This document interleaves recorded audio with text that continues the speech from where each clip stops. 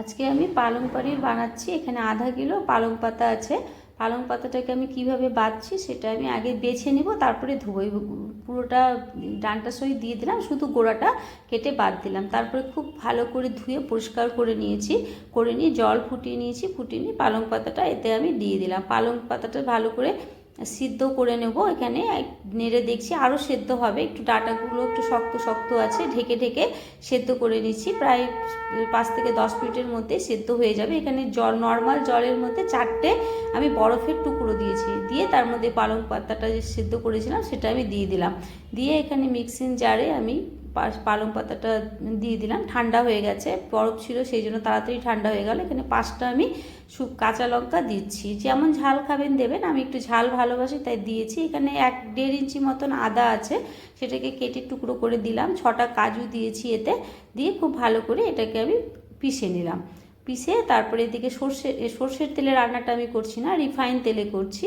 এখানে 1 পোয়া পনির আছে। আধা কিলো পালং পাতাতে আমি 1 পোয়া পনির দিয়েছি, ছোট্ট ছোট্ট করে কিউব করে কেটে নিয়েছি। এখানে রিফাইন তেলে আমি রান্নাটা করছি। রিফাইন তেলে অবশ্যই রান্নাটা করবেন, কারণ কি সর্ষের তেলে কিন্তু পালং পনির খেতে ভালো লাগে না, সেই জন্য রিফাইন তেলেই ভালো লাগে।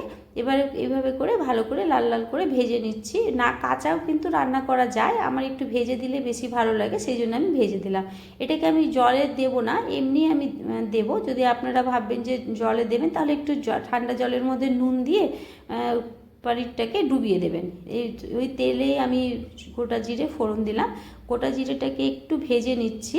ভেজে নিয়ে তারপরে এর মধ্যে আমি দিচ্ছি এলাচ আর দারচিনি। এলাচ দারচিনিটাকেও ভেজে নিচ্ছি, একটু লাল লাল করে ভেজে নেব, গন্ধ বেরোনো অবধি ভালো করে একটু ভেজে নিতে হবে। তারপরে আমি এতে পালংটা যে পিষে রেখেছিলাম, পালংটা এতে আমি দিয়ে দেবো।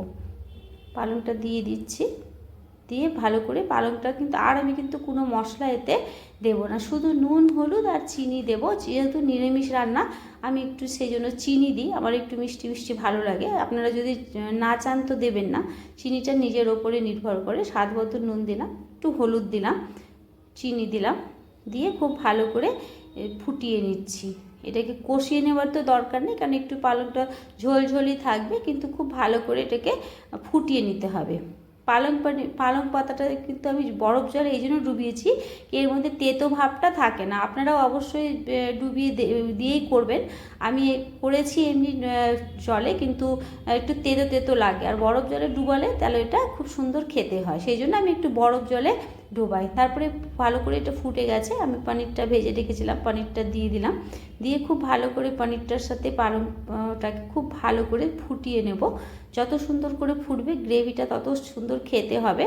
এবারে দেখুন প্রায় ফুটে এসেছে, ওইটা হয়ে গেছে রান্নাটা। এতটা ব্যাস থাকবে। যেই হোক, ভাত দিয়ে খান, রুটি দিয়ে খান, যে দিয়েই খান, এটা খুব ভালো লাগবে খেতে। এর থেকে বেশি শুকোলে খেতে ভালো লাগবে না। একটু গরম মশলার গুঁড়ো এতে আমি দিলাম, আর 1 চামচ আমি এতে বাটার দিচ্ছি। ফ্রেশ ক্রিমও দিতে পারেন, কিন্তু আমি বাটার দিচ্ছি, আমার বাটার দিয়েই বেশি ভালো লাগে খেতে। তারপরে এটাকে খুব ভালো করে আরেকটু ফুটিয়ে নিচ্ছি বাটার গরম মশলার সাথে, যাতে পুরো সুন্দর করে মিলে যায়। ব্যাস রেডি হয়ে গেল পালং পনির। এইভাবে করে বানান, আর যে কোনো ভাত, রুটি, যে কিছুর সাথে, পরোটা, নান, যে কিছুর সাথে, ফ্রাইড রাইস, জিরা রাইস, আজকে আমি এটা জিরা রাইসের সাথে বানিয়েছি। ভাতের সাথে তো আমার অত ভালো লাগে না, জিরা রাইস বা ফ্রাইড রাইস যে কিছুর সাথে এটা ভালো।